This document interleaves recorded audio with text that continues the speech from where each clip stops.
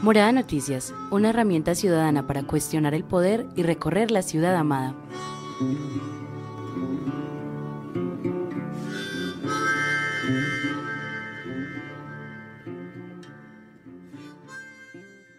Hola, hola, buenas tardes, feliz viernes y felices momentos del día en los que en su vida está presente Morada Noticias. Bienvenidos de nuevo a una emisión, esta vez es nuestro episodio del viernes 26 de junio de 2020. Último puente festivo de este mes, también último fin de semana de este mes que viviremos a partir de mañana y que queremos despacharlos para sus respectivos descansos con la mejor información de Medellín y Antioquia. Obviamente les tenemos que hablar de COVID-19, pues porque esta enfermedad se comporta de una manera distinta en los diferentes territorios de la ciudad y esta vez vamos a poner la mirada en San Antonio de Prado. Sus habitantes manifiestan que solamente hasta que se pusieron muy intensos con las alarmas la semana pasada, la alcaldía empezó a hacer algo por el territorio y temían un cerco epidemiológico que implicara la militarización.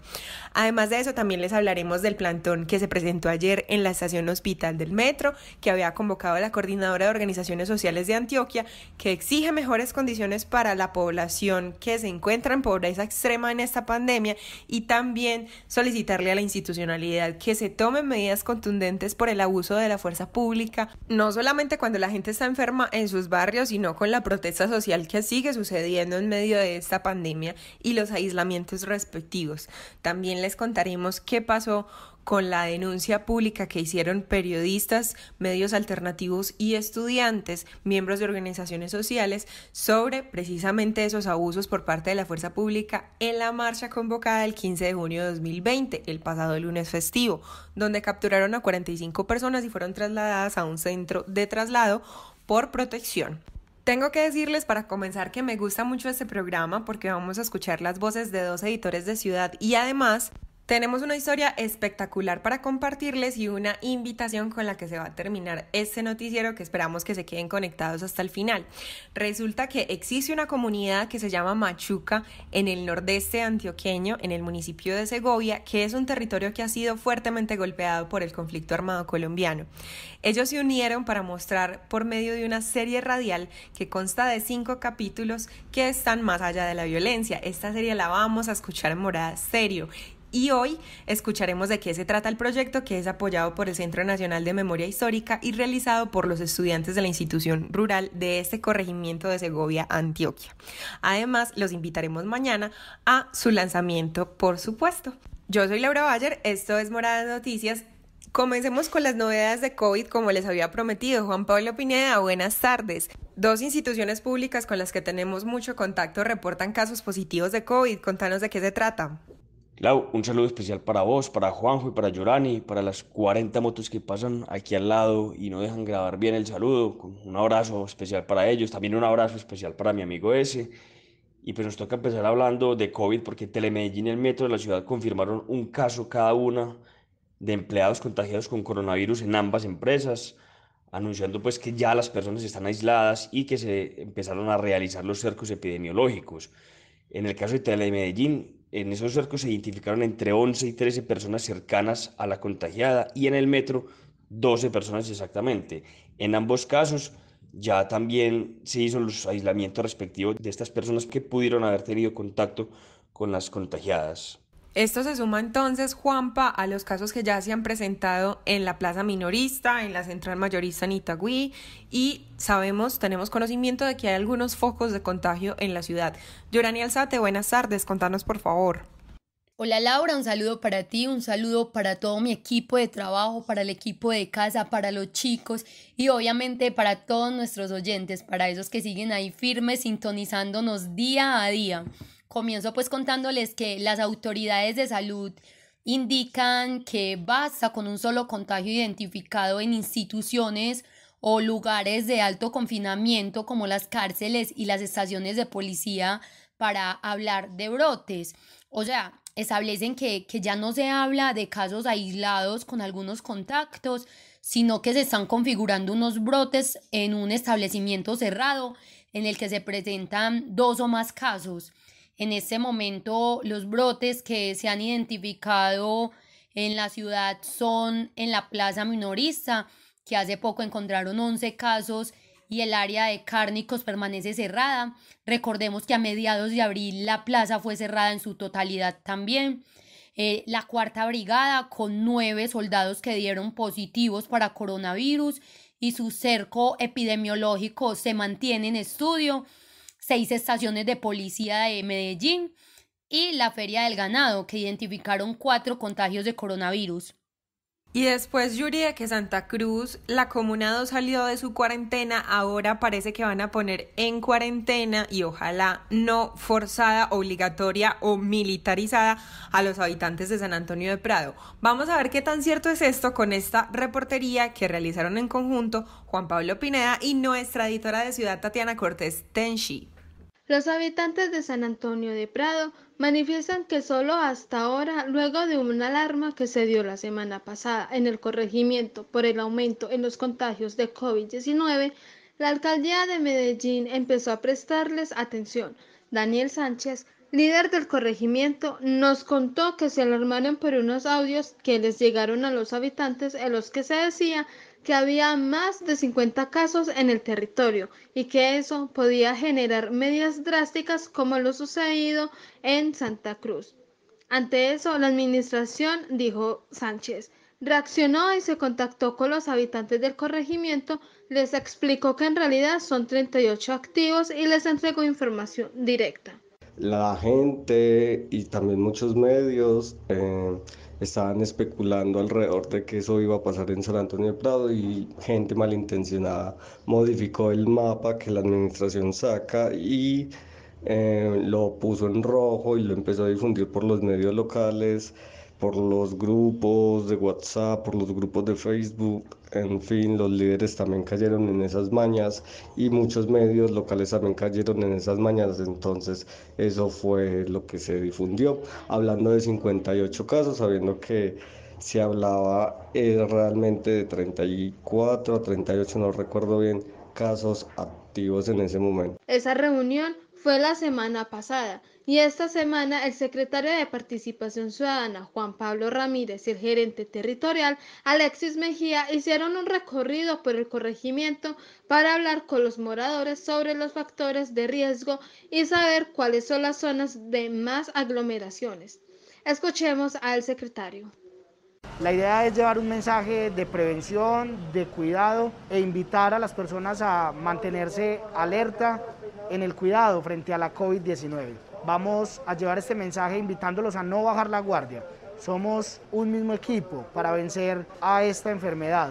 Hoy no somos funcionarios contra la población o contra la comunidad, no. Somos un equipo trabajando juntos. Nuestro único enemigo es este virus que debemos vencer. La COVID-19 hoy nos une como sociedad, nos une como ciudad y la invitación es esa, a unirnos y a seguirnos cuidando. Sandra Díaz, lideresa de San Antonio, nos dijo que al parecer estas intervenciones no fueron completas ni integrales. En las reuniones se explicaron protocolos y se dijo que los focos de contagio están en 3 familias. Esta semana también hubo una reunión virtual con el gerente de corregimientos de Medellín, pero realmente una intervención como tal y protocolos de acompañamiento no se ha hecho pues a nivel de corregimiento más que estas 2 entrevistas. Ellos dicen que están haciendo acompañamiento y que estas supuestas 3 familias donde están los focos de infección pues las tienen con cerco epidemiológico y en cuarentena y que están trabajando supuestamente con las demás municipios, La Estrella y Itagüí para mantener pues como información constante y eso, pero realmente acompañamiento como tal nosotros no hemos vuelto a tener, ni siquiera como a nivel de los mercados que estaban dando, eso fue como al inicio. Díaz y Sánchez dicen que la mayoría de ayudas entregadas en el corregimiento han sido por solidaridad de sus vecinos y no por la alcaldía. Y que si bien ha habido indisciplina social, la administración ha actuado más sobre los ciudadanos que sobre las empresas que no cumplen con las medidas. Entonces sí hay por parte de la administración una intervención casi viciada o no sé, sesgada, donde digamos que el enfoque es en la ciudadanía y la responsabilidad de las empresas y la exigencia de las empresas casi no se nota. Daniel También manifestó que sigue la incertidumbre, pues si bien la alcaldía habló de 3 familias, la información no es clara para permitirles saber si el virus está regado por el corregimiento. Nos comunicamos con Secretaría de Salud, que va a coordinar las acciones en el corregimiento, pero no nos respondieron.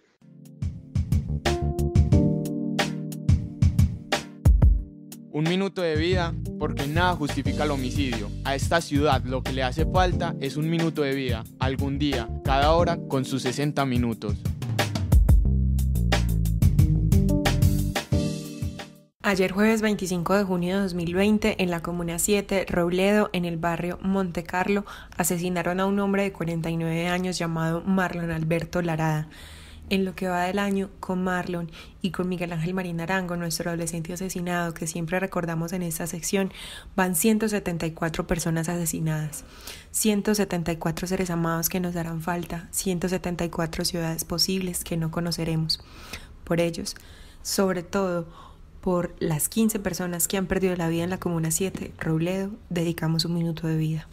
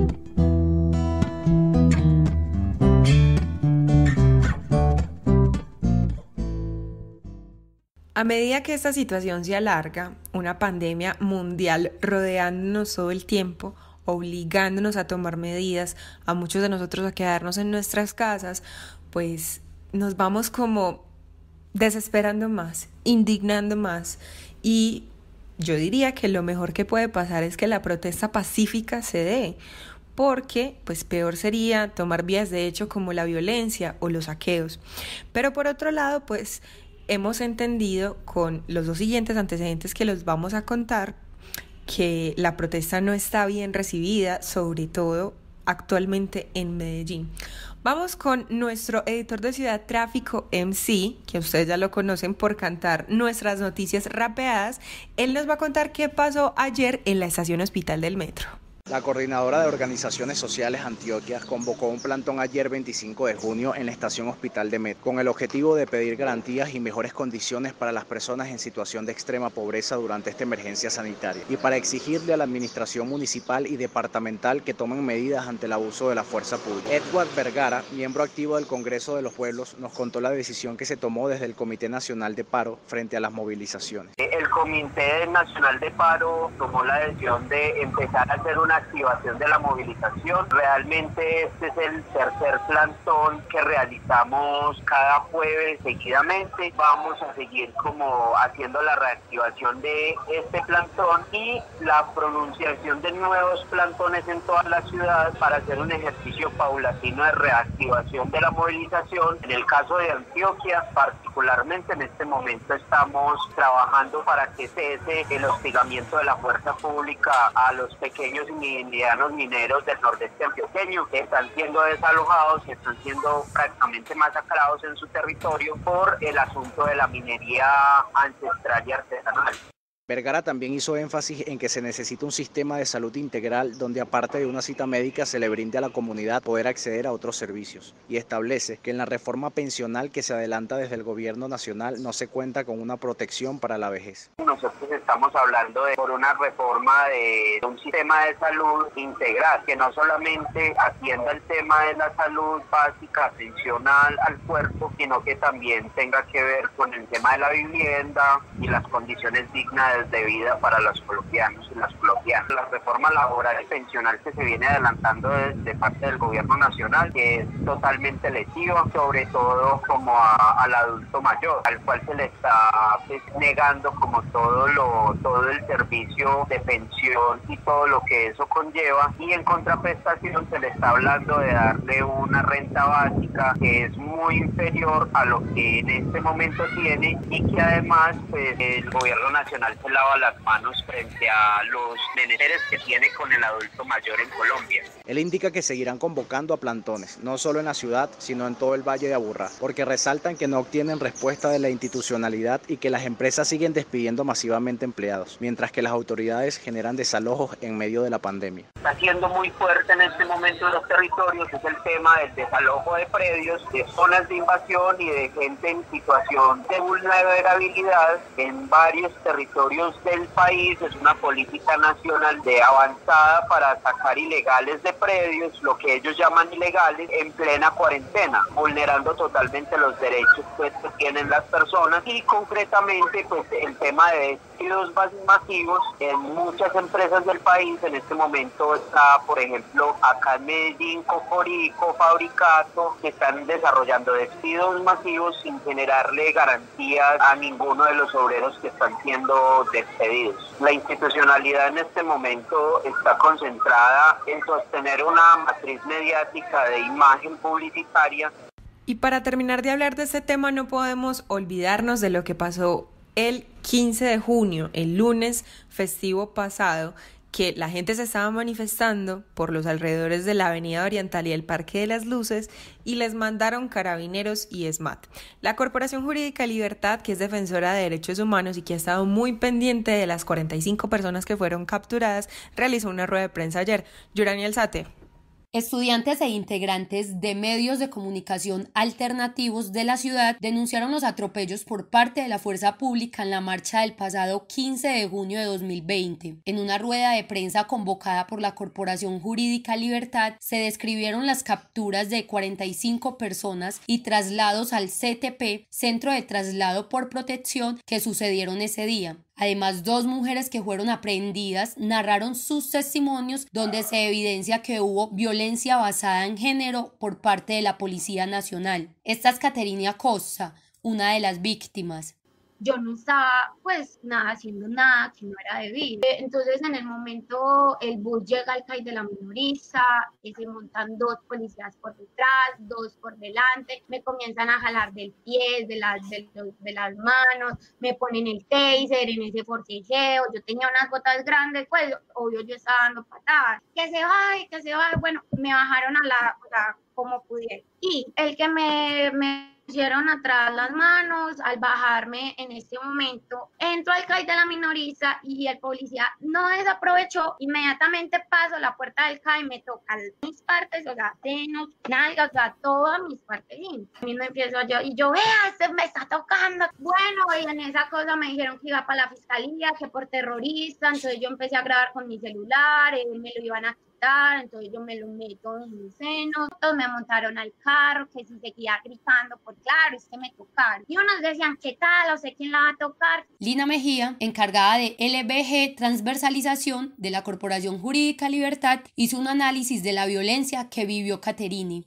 Cualquier autoridad o cualquier macho se va creyendo pues como con el derecho de mandarle a uno la mano, ¿cierto? Y ese tipo de asuntos tienen que ver, en el caso de la fuerza pública, con un tema que está muy relacionado con todo el relato de la violencia física que nos relata Caterine, está muy relacionado con las formas de actuación desproporcionada y el uso de la fuerza. Y no solamente frente a una manifestación, sino frente a una persona desprotegida, individualizada, una mujer que se encontraba, digamos, en otra condición para poderse defender. No tenía otro mecanismo de defensa más que su voz y hacer público lo que le estaba sucediendo y mostrar su voz de inconformidad frente a los hechos de violencia. Aquí podemos identificar que se viven múltiples violencias de muchas características. Entonces, la violencia física, pero también se ve la violencia psicológica en el trato y en el uso digamos, de las palabras soeces o de los insultos también que hay contra ellas, contra ellos y contra ellas, pero fundamentalmente aquí hay una connotación muy tremenda frente al tema de género que hay que hacer ver, porque a usted quién la va a tocar, pues es que está muy feo, que pues uno pudiera ver ese tipo de elementos dirigidos a dañar el autoestima. Entre los detenidos también estuvo el reconocido personaje Aquí Noticias, quien se identificó todo el tiempo ante las autoridades como prensa, pero no fue escuchado. Además estableció que en un principio pensó que era una detención por ser Aquí Noticias, pero al llegar al CAI notó que se trataba de una persecución para los medios alternativos, ya que había con él diferentes colegas en el lugar. Por su parte, Isaac Buitrago, vocero del proceso social de garantías de líderes y lideresas, defensores y defensoras de derechos humanos en Antioquia, le hizo un llamado a la institucionalidad para que se respeten los derechos de los ciudadanos. No se cumple con la Constitución ni con la ley, ni con el principio de legalidad cuando se actúa en la oscuridad sin permitir a las personas realizar el control social sobre sus decisiones. Las personas que se movilizan y muestran su inconformidad están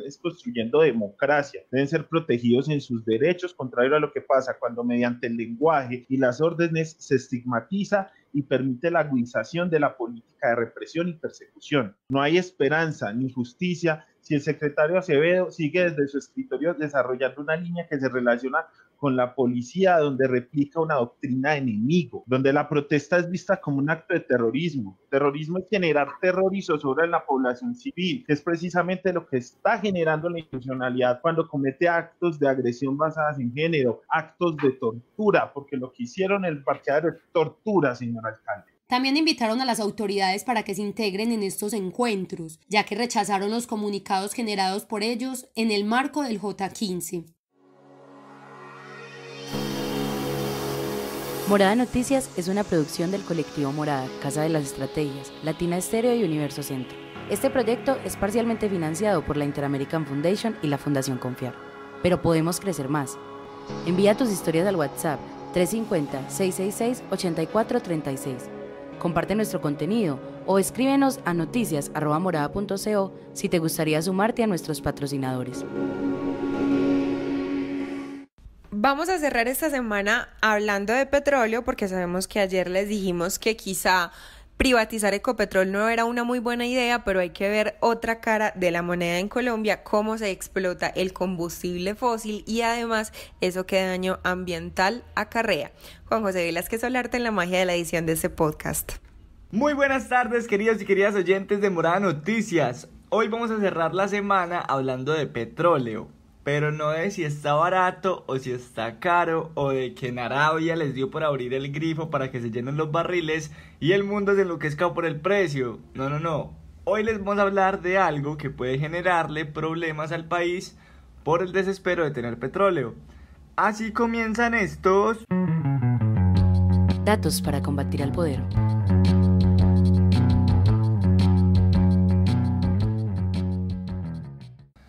Recuerden que ayer les hablamos de las implicaciones que tendría privatizar empresas del Estado como Isagen o Ecopetrol, pero hoy les presentaremos otra cara de esta cruda moneda.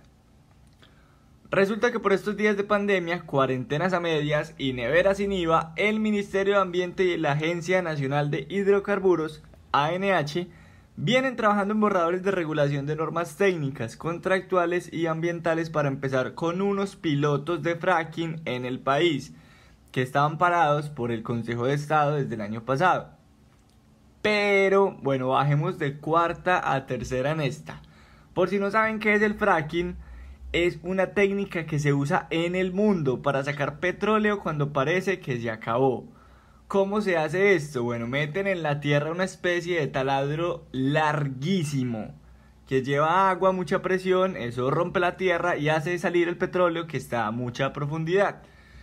Bueno, ahora sí, volviendo. Esas normas son parte del proceso que se necesita para poner en marcha los pilotos. Pruebas que recomendó uno de esos paneles de expertos que nombró el gobierno en 2018. ¿Para qué? Para que se tenga información que nos permita saber si sí es bueno o no es bueno hacer fracking en el país. Ahora hablemos de los pasos que faltan para empezar con esta vaina, que son un poco cansones, pero es bueno que lo sepan. Lo primero, Definir las reglas específicas de los ministerios de Ambiente, del Ministerio de Salud, del Interior, de Minas y la ANH. Segundo, los ministerios y el Servicio Geológico Colombiano tienen que definir y preparar cómo hacer el fracking. Tercero, las empresas petroleras tienen que poner en marcha el piloto. Y cuarto, se le hace una evaluación y luego unos ajustes y se dan los contratos y las licencias. Por acá suena una bolsa llena de monedas de oro para contentar a uno que otro senador. Y por último, el gobierno firmaría. Ustedes deben estar preguntando qué nos pasa acá en Morada, que estamos explicando esto tan harto, que les debe importar lo mismo que le importó la ciudad a Fico, o sea, nada. Y pues bien, ahora entonces vamos pues con lo que es Morada. ¿Qué es lo que está pasando? Bueno, que ha habido mucho rechazo en las personas que se oponen a esto. ¿Y por qué? Muchachos, pues por el contenido mismo de la norma y por la forma en la que se ha difundido. Porque se hizo cuando la gente de las zonas que podían terminar afectadas no tenía acceso a internet o tampoco espacios de socialización para enterarse de todo esto y dar su punto de vista y sus recomendaciones. Por eso están pensando en alguna estrategia jurídica y mediática para rechazar estos pilotos. Como le dijo Carlos Andrés Santiago, integrante de la Alianza Colombia Libre de Fracking, a nuestros colegas de la silla vacía, no creemos en un buen fracking con mayores estándares ambientales o técnicos. Nuestra propuesta es prohibirlo. De ahí no nos movemos. Gente, a ver, tenemos que conocer, enterarnos, darnos cuenta, recapacitar que el fracking es peligroso, muchachos y muchachas. Sobre todo porque puede acabar con el agua y dejar jodida la tierra para los cultivadores, además de otros daños al medio ambiente. La vaina es, una vez más, que al gobierno le encanta hacer las cosas cuando la gente está distraída. De pronto el gobierno de Duque es como Álvaro Uribe, que una vez en el Senado le robó unos platanitos a Duque cuando estaba mirando por otro lado. ¿Sí se acuerdan de esa imagen? Es muy charra. ¿Quién será que todo esto lo hace solo para recuperar sus platanitos? Yo me pregunto cómo cabe en la cabeza de los gobernantes de este país la idea de que tenemos que ser ultra explotadores, ultra mineros, glifosato por todos lados, porque no podemos ser cocaleros, cuando tenemos un potencial grandísimo, enorme en el agro. Que de hecho esa es una de las cosas del acuerdo de paz con las FARC que yo más lloro, la reforma agraria integral. Eso es lo que necesitaría Colombia, eso es lo que necesitaría, una apuesta y una inversión de dinero gigante en lugar de estar preocupándonos por el resto del dinero fácil, entre comillas. Pero a veces me parece que es como si hiciéramos las cosas al revés. A ver, comienzo diciendo de que cuando empiezan con estas iniciativas, los promotores prometen importantes ventajas, eso está claro, incluso para el medio ambiente. Pero es que la realidad es que detrás de esas optimistas declaraciones que hablan muy bonito, se esconde es un interés netamente económico, nada más. Porque además de que hay esos riesgos ambientales que ya son comprobados, porque es algo comprobado a nivel mundial y no es que acá en Colombia se nos esté dando por joder, también hay estudios que indican que se han dado casos de cáncer, problemas respiratorios, daños cerebrales, desórdenes neurológicos, y todo eso debido a qué, entre otras cosas, y todo eso debido a qué, principalmente a la contaminación del agua y del aire, y es que estos riesgos sanitarios afectan a las personas que viven alrededor de estas explotaciones, y no solo a las que viven alrededor, también a las que trabajan en ellas. Pues yo voy a hacer unos subdatos para combatir al poder y voy a hablar de dos problemas que trae esto. Los dos problemas claramente son problemas éticos. El primer problema es económico. Resulta que Colombia solamente tiene 5 o 6 años de, llamémoslo, una bonanza en sus yacimientos, en el petróleo que tenemos. Entonces eso significa un asunto muy jodido porque los hidrocarburos y el petróleo son el 59%, o sea, casi el 60% de lo que Colombia vende al exterior. Y depender en el 60% de lo que Colombia vende en petróleo, pues hombre, va a ser muy jodido porque si lo dejamos de vender y lo tenemos que traer, pues vamos a tener que hacer un gasto grandísimo. Ahí es donde uno dice, bueno, ¿y entonces qué pasa pues con la agricultura? ¿Qué pasa con las materias primas? O sea, ¿por qué Colombia no es capaz de generar una industria que le implique crecer en su economía externa? ¿Por qué dependemos tanto del petróleo? El segundo problema, obviamente un problema ético, ya que tiene que ver con lo del medio ambiente, y lo dijo este señor Carlos Andrés Santiago, es que uno, pues los problemas ambientales todos los conocemos, ¿cierto? Se daña la tierra, se daña el agua, puede acabar con la fauna y la flora, muchas especies pueden verse en peligro de extinción y no sé qué. El otro problema es que en Colombia se está planteando en la cuenca del Magdalena, ¿cierto? Del Magdalena Medio, que es donde estarían esas grandes reservas para hacer fracking, que se podría hablar de crecimiento entre 2.000 millones y 7.000 millones de reservas de petróleo. Obviamente eso es mucho, pero te jodes un ecosistema entero, como es el Magdalena Medio. ¿Qué dice Carlos Andrés Santiago? Es que eso en Estados Unidos o en la Argentina lo están haciendo en unos ecosistemas donde son muy desérticos y el riesgo de impacto sobre esos ecosistemas, valga la redundancia, pues es mucho menor. Entonces, en Colombia lo que haríamos es, vamos a joder el Magdalena Medio, y ustedes saben que es joder el Magdalena Medio, pues, donde hay una diversidad grande. Eso no es una zona desértica. Además, este señor Santiago dijo que otro problema grave es que Colombia no tiene estudios de riesgos acuíferos ni sismológicos. Entonces, claro, podría no solamente afectar el medio ambiente, sino que podría afectar de muy mala manera a las comunidades cercanas. Ahí tenemos un debate ético planteado con dos problemas, porque claramente Colombia necesita los recursos, pero esa búsqueda de recursos puede hacer que se joda el medio ambiente.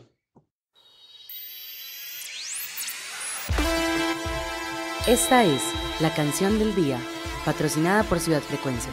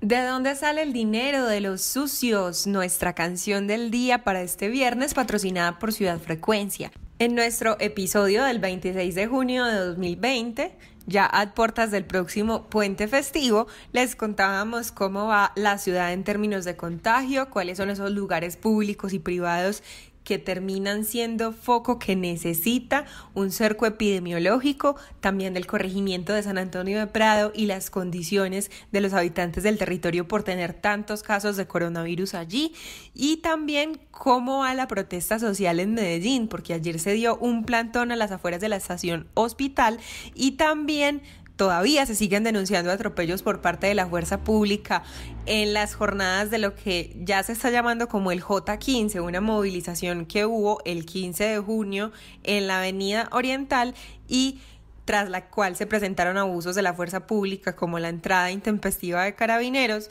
y de ESMAD.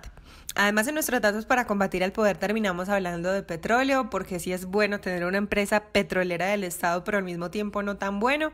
Y les recuerdo que todas estas historias las escuchan de nuevo en nuestro canal de podcast mixclub.com/Morada Estéreo, y también subimos nuestros podcasts a nuestro canal de YouTube Morada Estéreo y a la fanpage de Morada Colectivo en Facebook. A continuación vamos a unirnos al lanzamiento de un espacio, una serie radial llamada Machuca más allá de la violencia. Voy a dejar que sea mi reportera Yorani Alzate quien les cuente quiénes están detrás de esta experiencia que viaja hasta el nordeste del departamento de Antioquia para contarnos de resiliencia, resistencia y el poder de los medios de comunicación.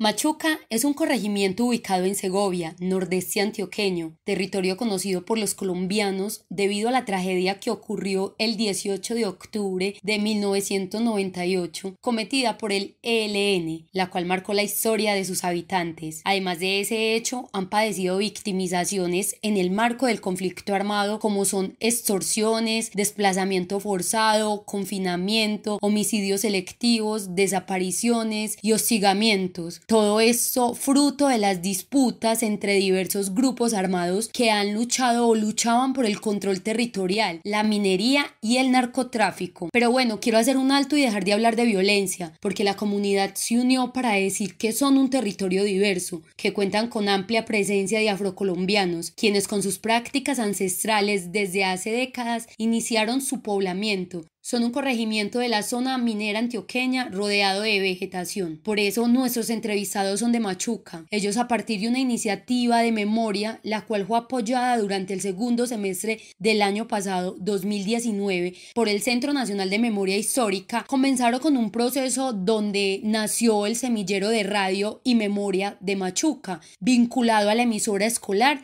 en el que participaron 10 estudiantes de la institución educativa rural Fray Martín de Porres. Hoy hablaremos de la serie radial que construyeron estos jóvenes con sus docentes. Escuchemos a Jonais Schneider Sáenz, de 14 años, que nos cuenta su experiencia en el proyecto que será lanzado mañana 27 de junio. La serie trata de que las personas conozcan que Machuca no solamente fue el atentado o la quema, que Machuca está más allá de la violencia, que Machuca se pueden usar de todos estos turistas. Uno de los sitios más conocidos de Machuca es la nevera. La nevera es una quebrada la cual es muy fría y tiene varios charcos. Por ejemplo, algo que a mí me impactó era que uno se metía en el buscador de Google y al preguntar por Machuca solo aparecía la quema y el atentado. No aparecía lo bueno que tiene Machuca. Entonces sería como bueno que aprendieran sobre que Machuca no es solo la violencia, no fue solo lo que se vivió aquí. Machuca para mí es mi hogar porque yo nací acá. Cosas que yo no sabía,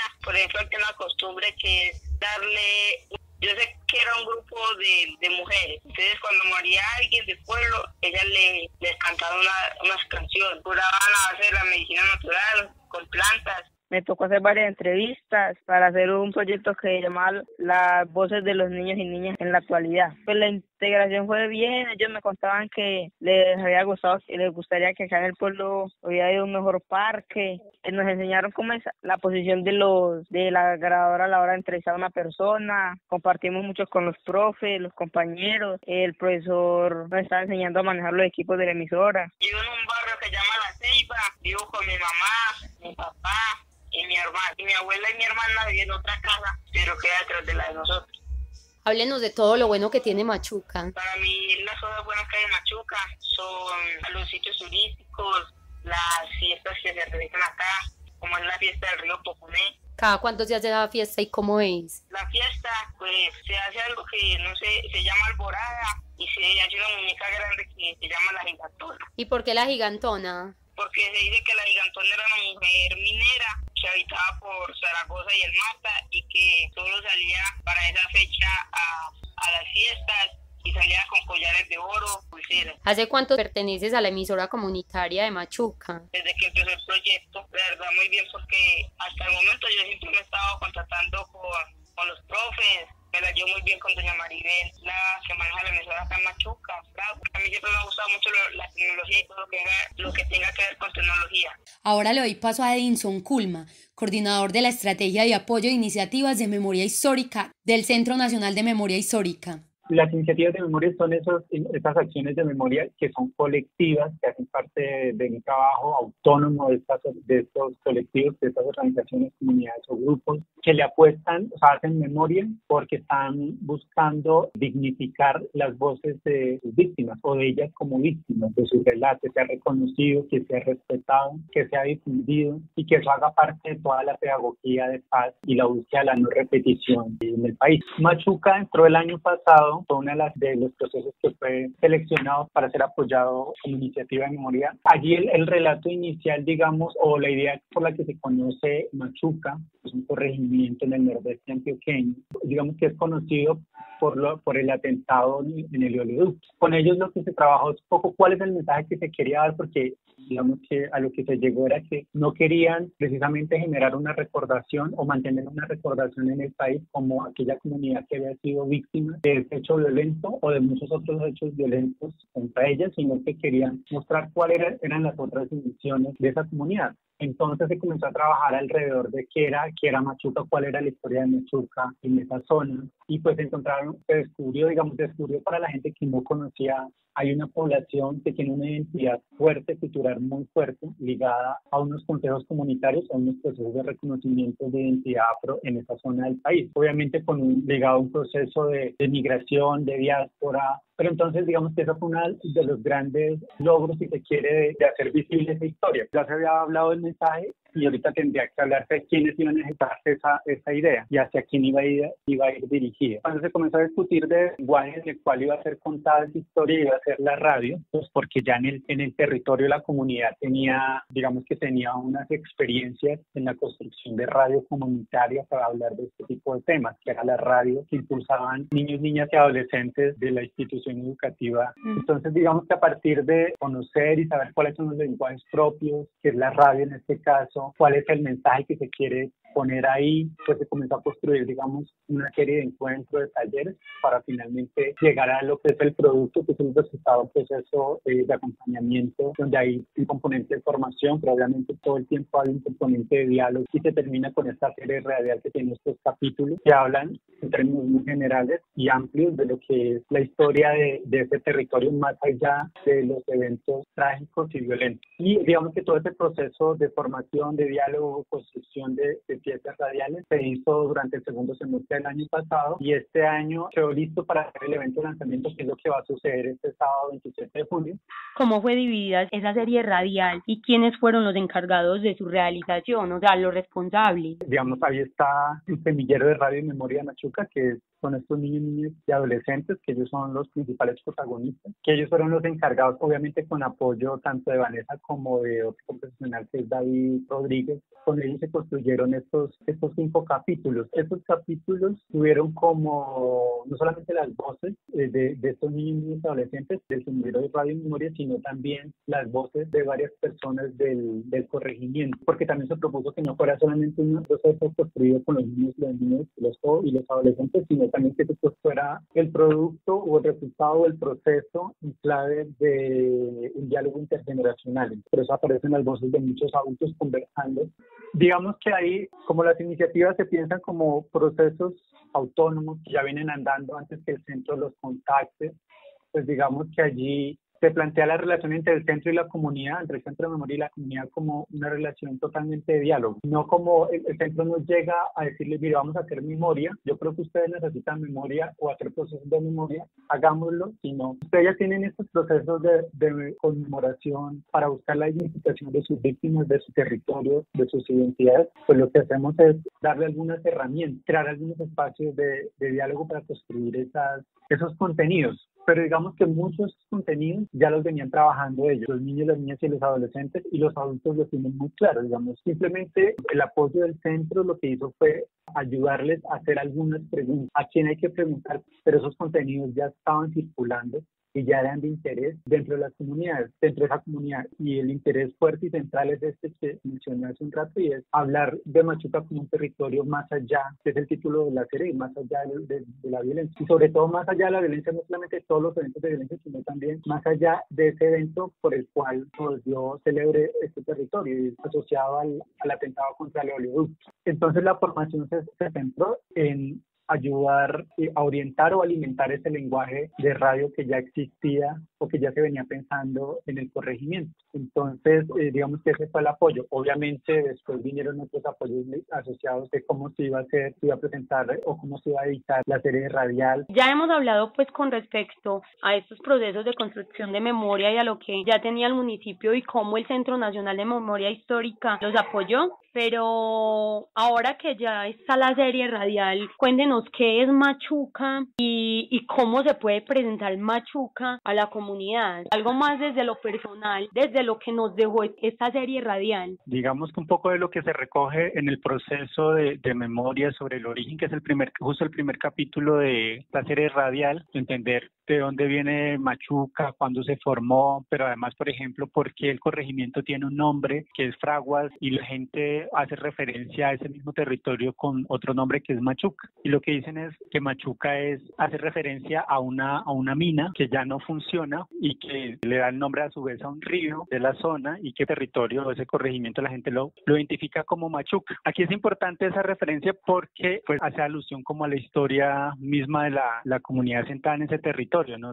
Es población migrante, población afro que migró desde Chocó, que es población que tiene una tradición muy fuerte en minería y migró precisamente a esa zona de Antioquia que tiene una tradición también muy fuerte de minería. Entonces digamos que ese nombre y esa forma de nombrarlo, que no es la forma, digamos, si se quiere, formal, perdón la redundancia, de nombrar este territorio, pues hace alusión precisamente a la historia de migración, de asentamiento, y que tiene que ver con la identidad misma de la comunidad afrodescendiente que está ahí, que es la que habita este territorio, pero además es la que está contando cada una de las historias que están reflejadas en esa serie radial. Entonces es importante precisamente porque le permite a uno saber con qué comunidad se está relacionando, de qué comunidad está hablando, con qué comunidad está hablando. Es una comunidad afro, migrante, que hace parte de la diáspora, que tiene dentro de sus saberes ancestrales la minería artesanal, que hace parte de su identidad como población. Entonces yo creo que por eso es bien importante hablar de la serie en el nombre de la serie, como esta comunidad identifica ese territorio. Efectivamente, este territorio se llama Fraguas, pero es más conocido como Machuca por estas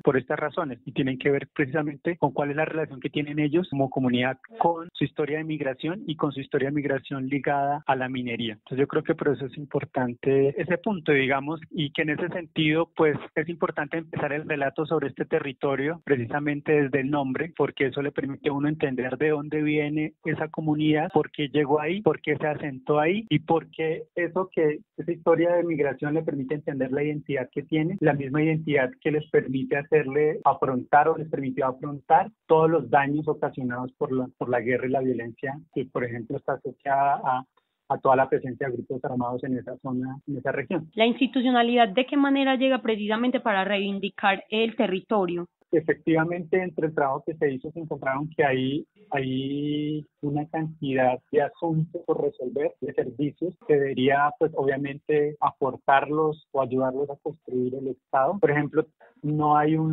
falta por ejemplo todo un trabajo mucho más amplio para identificar cuáles son todos los daños ocasionados por la guerra a esta comunidad en particular, hacer un diagnóstico más completo, amplio sobre esos daños y sobre cuáles son todas las medidas de reparación que se necesitan para para restablecer todos los derechos que han sido vulnerados a esa comunidad por estar en medio de la guerra o por sufrir todos los errores de la guerra en esa zona. Digamos que eso es una deuda grande que tiene el Estado y tiene la sociedad colombiana. Es una deuda que se soluciona pues, con presencia efectiva del Estado en todos sus componentes de asistencia y de atención estatal. Entonces, pues quiere decir que todavía como Estado seguimos teniendo una deuda gigante con esta comunidad, que es necesario seguir cumpliendo, pagando. Les cuento que por motivos de conectividad no pude establecer buena conexión con la otra integrante del semillero, pero vamos a escuchar un poco de lo que hablé con ella. Se llama Durani Correa Fernández, tiene 15 años y es una niña muy inteligente. Resaltó durante toda la entrevista que le gustó mucho la radio y sueña con poder aprender más de ella.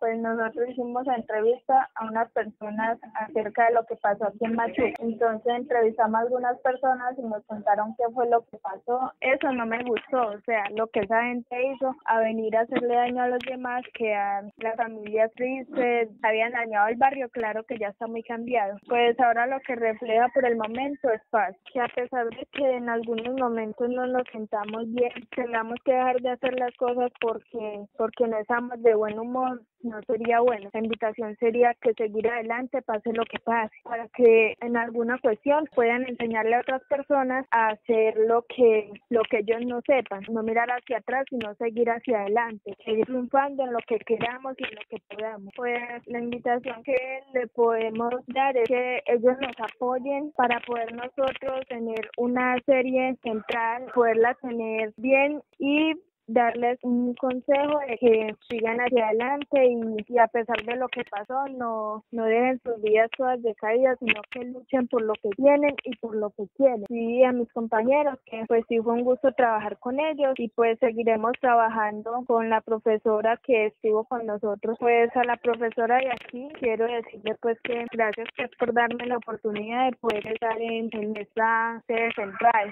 Xiomara Zapata, de 14 años, habitante de este territorio, también habló para Morada sobre su experiencia.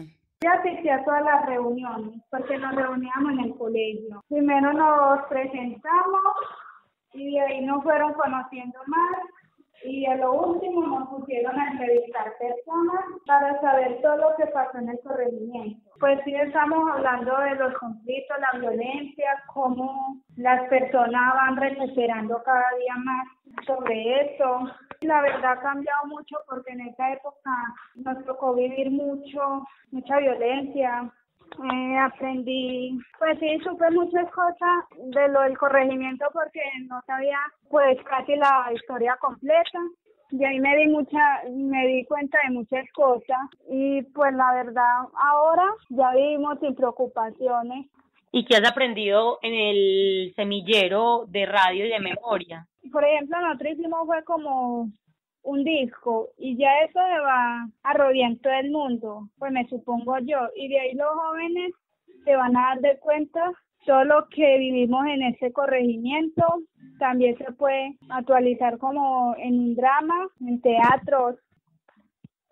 El llamado sería escucharán las historias que nos tocó vivir en esa época, porque vienen más seres humanos, más criaturas creciendo y ellos pueden saber lo que pasó, que nos apoyaran en todo lo que necesitemos, porque el corregimiento necesita más actualización. Lo que yo aprendí fue disciplina. Xiomara, ¿y qué sueños tienes tú? Como yo, ser una gran enfermera para ayudar a los más necesitados, a los enfermos.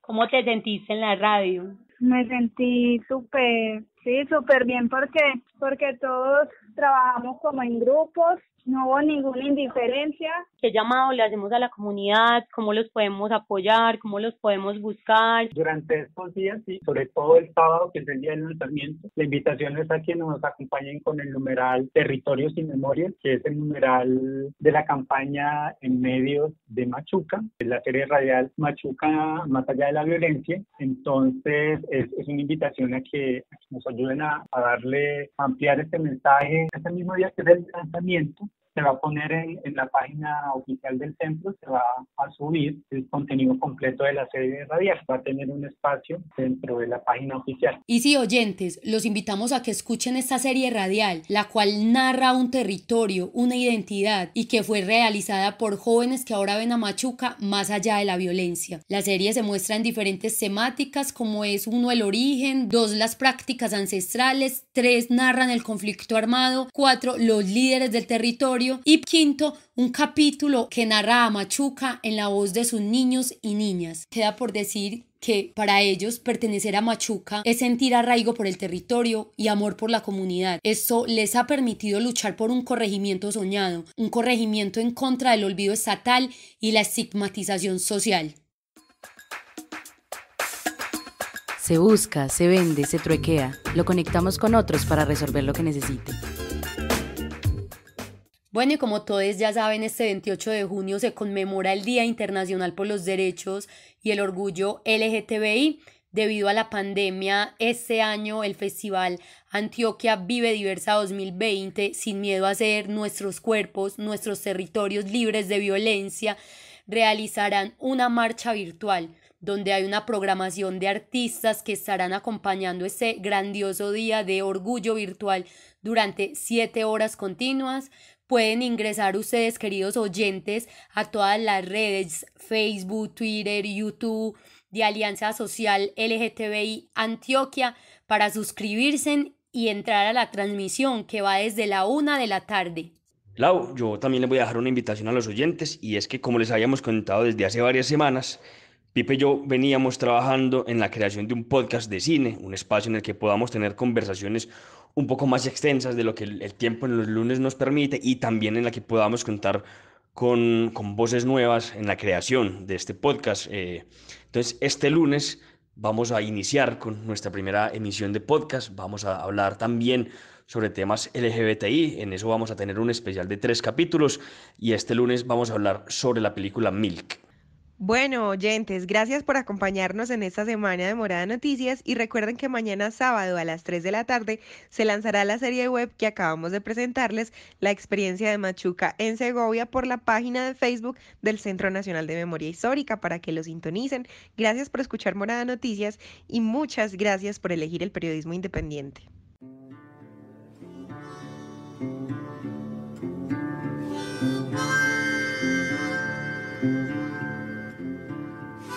Morada Noticias, una herramienta ciudadana para cuestionar el poder y recorrer la ciudad amada.